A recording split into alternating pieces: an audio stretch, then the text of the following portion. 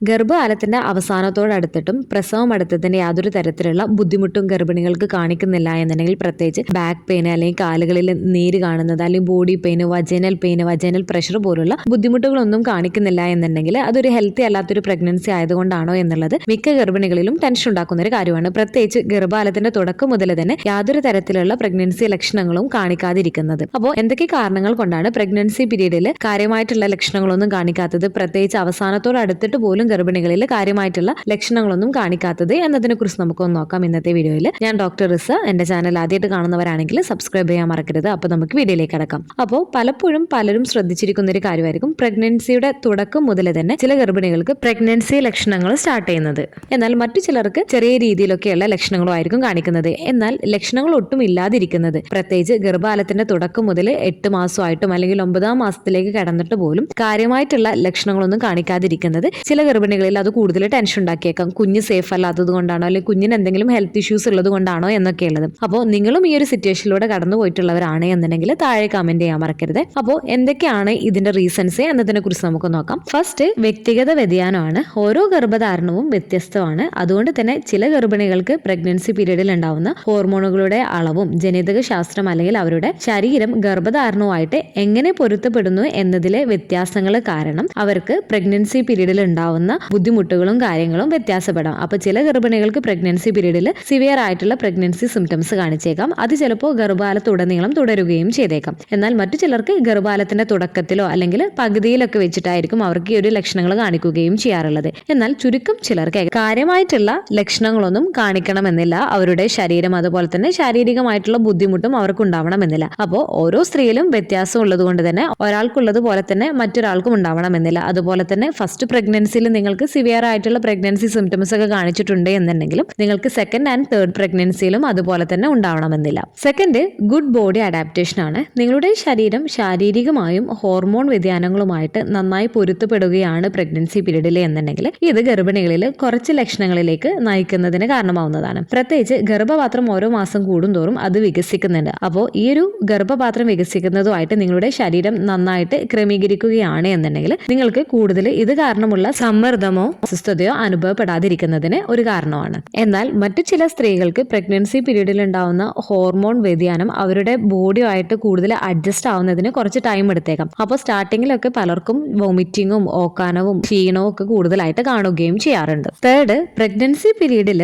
നിങ്ങളുടെ പേശികളും ലിഗമെന്റുകളും കൂടുതൽ ശക്തമാണ് എന്നുണ്ടെങ്കിൽ, അതായത് നിങ്ങൾക്ക് നല്ല കോർ ആൻഡ് ബാക്ക് പേശി ബലം ഉണ്ട് എന്നുണ്ടെങ്കിൽ നിങ്ങളുടെ ശരീരത്തിന് നടുവേദന ഉണ്ടാക്കാതെ വളരുന്ന കുഞ്ഞിനെ താങ്ങാൻ കഴിയുന്നതാണ്. അതുപോലെ ചില ഗർഭിണികൾക്ക് സ്വാഭാവികമായിട്ടും വഴക്കമുള്ള ലിഗമെന്റുകളും സന്ധികളും ഉണ്ടാവും. ഇത് വേദനയുടെ സാധ്യത കുറക്കുകയും ചെയ്യുന്നതാണ് ഇവരിൽ. അപ്പോൾ പ്രഗ്നൻസി പീരീഡിൽ ഉണ്ടാവുന്ന ശാരീരികമായിട്ടുള്ള ബുദ്ധിമുട്ടുകളും പ്രഗ്നൻസി സിംറ്റംസ് ഒക്കെ എല്ലാം തന്നെ ഈ ഒരു ഫിസിക്കൽ ഹെൽത്തിനെയും കൂടെ ഡിപ്പെൻഡ് ചെയ്തിട്ടുള്ള ഒന്നാണ്. ഫിഫ്ത്ത്, ബാലൻസ്ഡ് പ്രഗ്നൻസി ഹോർമോൺസ് ആണ്. പ്രഗ്നൻസി പീരീഡിലെ റിലാക്സിൻ, പ്രൊജസ്ട്രോൺ തുടങ്ങിയ ഹോർമോണുകൾ ശരീരവേദനയ്ക്ക് കാരണമാക്കുന്നത്. എന്നാൽ നിങ്ങളുടെ ശരീരത്തിലെ ഈ ഹോർമോണുകളുടെ അളവ് വെൽ ബാലൻസ്ഡ് ആണ് എന്നുണ്ടെങ്കിൽ നിങ്ങൾക്ക് അത്തരത്തിലുള്ള ലക്ഷണങ്ങൾ അനുഭവപ്പെടണമെന്നില്ല. അതുപോലെ തന്നെ ഈ ഹോർമോൺസുകളോട് ചില സ്ത്രീകളുടെ ബോഡി സ്മൂത്തർ ആയിട്ടായിരിക്കും റെസ്പോണ്ട് ചെയ്യുന്നത്. അപ്പോൾ ഇങ്ങനെ റെസ്പോണ്ട് ചെയ്യുന്ന കേസുകളിലും അവരിൽ അസ്വസ്ഥത കുറക്കുകയും ചെയ്യുന്നതാണ്. Sixth, baby position and growth ആണ്. കുഞ്ഞ് ഐഡിയൽ ആയിട്ടുള്ള പൊസിഷനിലാണ് അല്ലെങ്കിൽ കുഞ്ഞ് വയറിനകത്ത് കിടക്കുന്ന പൊസിഷൻ കാരണം നിങ്ങളുടെ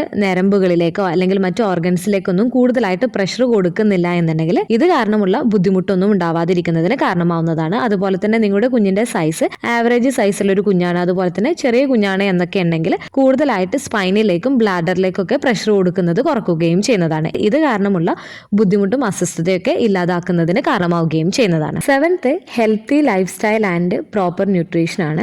ആവശ്യമായിട്ടുള്ള പോഷകങ്ങളാൽ സമ്പുഷ്ടമായിട്ടുള്ള സമീകൃത ആഹാരമാണ് നിങ്ങൾ കഴിക്കുന്നത് എന്നുണ്ടെങ്കിൽ ഇത് നിങ്ങളിൽ ഉണ്ടാവുന്ന ക്ഷീണം, കാലിലെ വേദന, മസിൽ കോച്ചിപ്പിടുത്തം, ഗർഭധാരണവുമായിട്ട് ബന്ധപ്പെട്ടിട്ടുള്ള മറ്റ് ലക്ഷണങ്ങളും ബുദ്ധിമുട്ടുകളൊക്കെ നിങ്ങളിൽ വരുന്നത് തടയുന്നതിനും അവയുണ്ട് എന്നുണ്ടെങ്കിൽ തന്നെ കാര്യമായിട്ടുള്ള രീതിയിൽ നിങ്ങൾക്ക് എഫക്റ്റ് ആവുന്ന രീതിയിലുള്ള ബുദ്ധിമുട്ടുകളൊന്നും ഉണ്ടാക്കാതിരിക്കുന്നതിന് കാരണമാവുകയും ചെയ്യുന്നതാണ്. അതുപോലെ തന്നെ നിങ്ങൾ ഈ ഒരു പ്രഗ്നൻസി പീരീഡിൽ നല്ല ആക്റ്റീവ് ആയിട്ടാണ് ഇരിക്കുന്നത്, നിങ്ങൾ ചെറിയ രീതിയിലുള്ള എക്സസൈസ്, പ്രീനാറ്റൽ യോഗ പോലുള്ള കാര്യങ്ങളൊക്കെ ചെയ്യുന്നവരൊക്കെയാണ് എന്നുണ്ടെങ്കിലും നിങ്ങളുടെ പേശികളെ ശക്തിപ്പെടുത്തുകയും ഇത് അസ്വസ്ഥത കുറക്കുകയും ചെയ്യുന്നതിന് കാരണമാവുകയും ചെയ്യുന്നതാണ്. Eighth, less gas and digestive issues ആണ്. പ്രഗ്നൻസി പീരീഡിൽ പല ഗർഭിണികളും ഫേസ് ചെയ്യുന്ന പ്രശ്നങ്ങളിൽ ഒന്നാണ് അസിഡിറ്റി, കോൺസ്റ്റിപ്പേഷൻ പോലുള്ള പ്രോബ്ലംസ് ഒക്കെ. എന്നാൽ നിങ്ങളുടെ ദഹനം നല്ലതാണ് എന്നുണ്ടെങ്കിൽ ഈ പ്രോബ്ലംസ് ഒന്നും നിങ്ങളിൽ ഉണ്ടാവണമെന്നില്ല. അപ്പോൾ ആവശ്യത്തിന് വെള്ളം കുടിക്കുന്നുണ്ട്, അതുപോലെ തന്നെ നാരുകൾ അടങ്ങിയിട്ടുള്ള ഭക്ഷണങ്ങളൊക്കെ നല്ല രീതിയിൽ നിങ്ങൾ കഴിക്കുന്നവരൊക്കെയാണ് എന്നുണ്ടെങ്കിൽ ദഹന സംബന്ധമായിട്ടുള്ള പ്രശ്നങ്ങൾ നിങ്ങളിൽ കുറക്കുന്നതിനും ദഹനം നല്ല രീതിയിൽ നടക്കുന്നതിന് സഹായിക്കുകയും ചെയ്യുന്നതിനാൽ